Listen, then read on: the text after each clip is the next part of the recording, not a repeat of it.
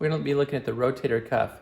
The rotator cuff in general that we'll be palpating today is a supraspinatus, infraspinatus, and teres minor. It's a little bit difficult to see, but I'm going to come above the spine of the scapula. I'm going to palpate along the supraspinatus muscle.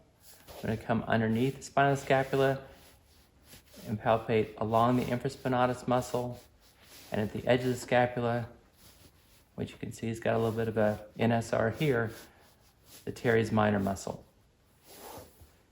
And as you well know in your practice, the frequency of rotator cuff involvement is one of the most common in the body, whether we're talking about people who have a rotator cuff tear, rotator cuff trigger points, or NSRs as we call them, nociceptive striatal reflexes.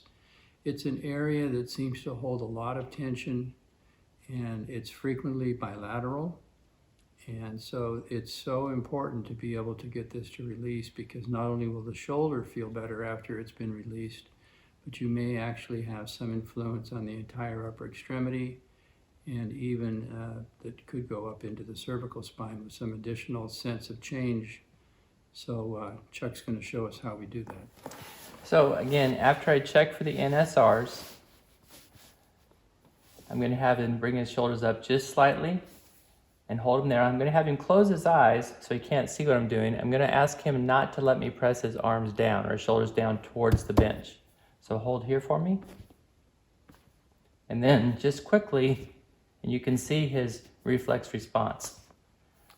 Go ahead and relax. Now what Chuck's going to do is he's going to vary it a little bit now so that Craig can't predict when he's going to be doing this again. So if you'll do a couple more without the same frequency, and then he won't be able to anticipate when you're going to do it. So same starting position, hold for me.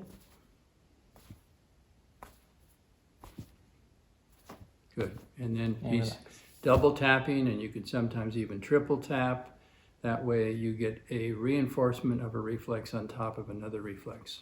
And then you always go back at the end and check for the hopeful resolution of the problem.